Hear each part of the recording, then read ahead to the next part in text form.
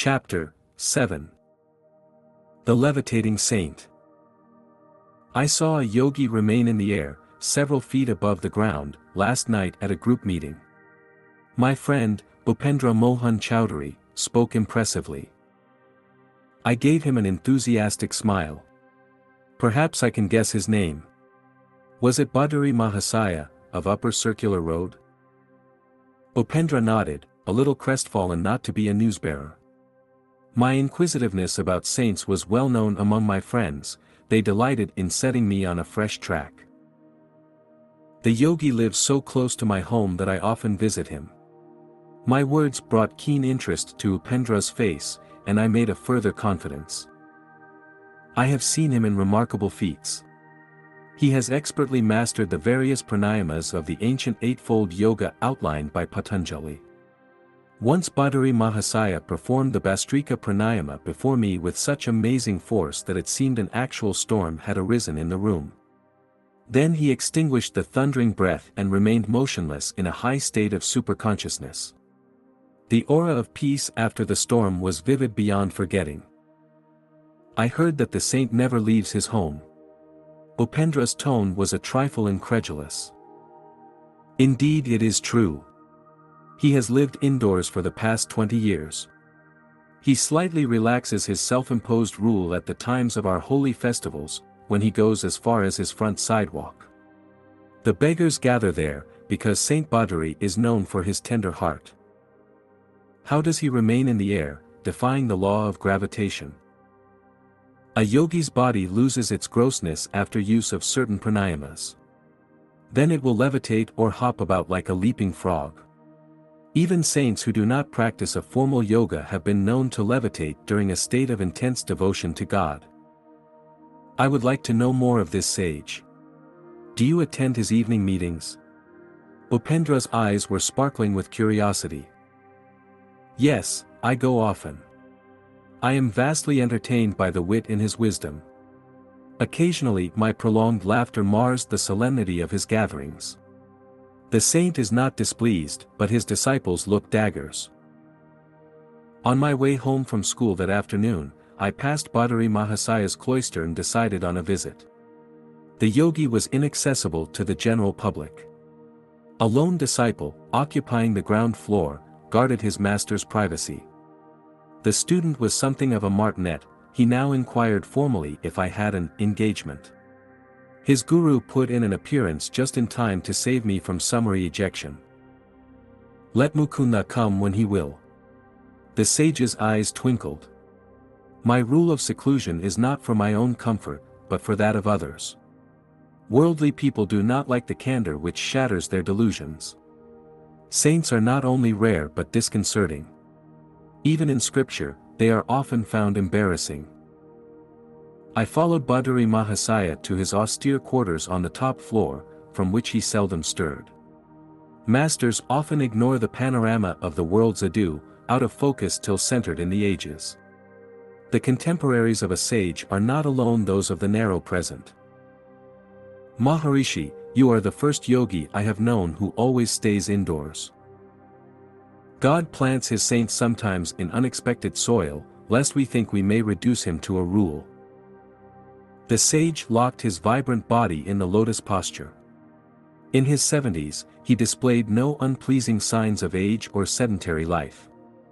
Stalwart and straight, he was ideal in every respect. His face was that of a rishi, as described in the ancient texts. Noble-headed, abundantly bearded, he always sat firmly upright, his quiet eyes fixed on omnipresence. The saint and I entered the meditative state. After an hour, his gentle voice roused me. You go often into the silence, but have you developed anubhava? He was reminding me to love God more than meditation. Do not mistake the technique for the goal. He offered me some mangoes.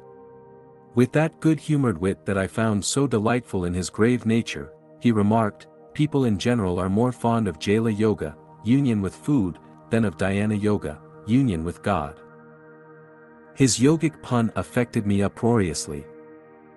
What a laugh you have! An affectionate gleam came into his gaze. His own face was always serious, yet touched with an ecstatic smile. His large, lotus eyes held a hidden divine laughter. Those letters come from far-off America. The sage indicated several thick envelopes on a table. I correspond with a few societies there whose members are interested in yoga. They are discovering India anew, with a better sense of direction than Columbus. I am glad to help them. The knowledge of yoga is free to all who will receive, like the ungarnishable daylight. What rishis perceived as essential for human salvation need not be diluted for the West. Alike in soul though diverse in outer experience, neither West nor East will flourish if some form of disciplinary yoga be not practiced. The saint held me with his tranquil eyes. I did not realize that his speech was a veiled prophetic guidance. It is only now, as I write these words, that I understand the full meaning in the casual intimations he often gave me that someday I would carry India's teachings to America. "Sir," I inquired, "why do you not write a book on yoga for the benefit of the world?" "I am training disciples," he replied. "They and their students will be living volumes, proof against the natural disintegrations of time and the unnatural interpretations of the critics. Maharishi, I wish you would write a book on yoga for the benefit of the world. I am training disciples. They and their students will be living volumes, proof against the natural disintegrations of time and the unnatural interpretations of the critics." 𝒂𝙧𝒉 wit put me into another gale of laughter. I remained alone with the yogi until his disciples arrived in the evening. 𝒂𝙧𝒉 Mahasaya entered one of his inimitable discourses. Like a peaceful flood, he swept away the mental debris of his listeners, floating them Godward. His striking parables were expressed in a flawless Bengali. This evening 𝒂𝙧𝒉 expounded various philosophical points connected with the life of Mirabai, a medieval Rajputani princess who abandoned her court life to seek the company of sadhus. One great sannyasi refused to receive her because she was a woman. Her reply brought him humbly to her feet. "Tell the master," she had said, "that I did not know there was any male in the universe save God. Are we all not females before him?"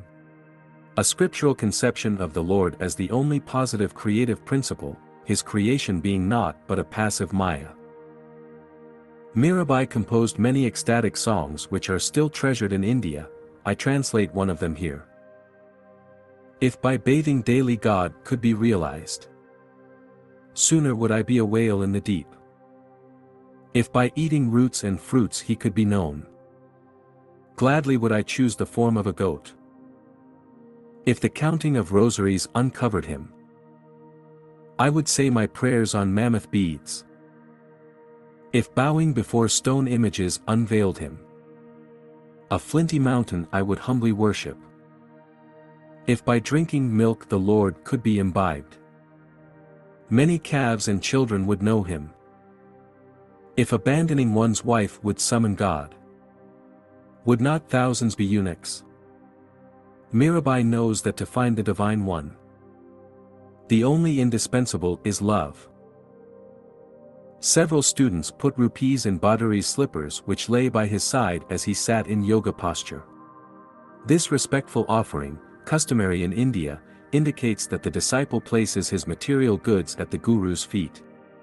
Grateful friends are only the Lord in disguise, looking after his own.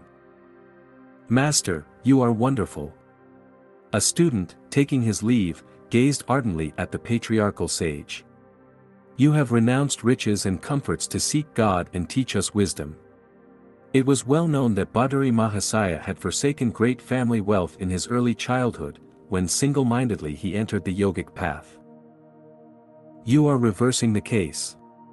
The saint's face held a mild rebuke. "I have left a few paltry rupees, a few petty pleasures, for a cosmic empire of endless bliss. How then have I denied myself anything? I know the joy of sharing the treasure. Is that a sacrifice? The short-sighted worldly folk are verily the real renunciates.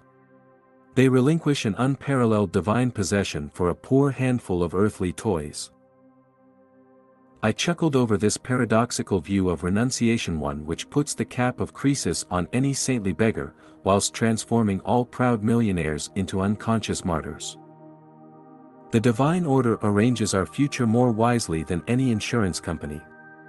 The Master's concluding words were the realized creed of his faith. The world is full of uneasy believers in an outward security. Their bitter thoughts are like scars on their foreheads. The one who gave us air and milk from our first breath knows how to provide day by day for his devotees. I continued my after-school pilgrimages to the saint's door. With silent zeal he aided me to attain Anubhava. One day he moved to Ram Mohan Roy Road, away from the neighborhood of my Gurpur Road home. His loving disciples had built him a new hermitage, known as Nagendra Math. Although it throws me ahead of my story by a number of years, I will recount here the last words given to me by Bhadari Mahasaya.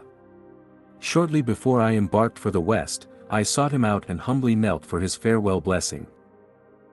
Son, go to America. Take the dignity of hoary India for your shield. Victory is written on your brow, the noble distant people will well receive you.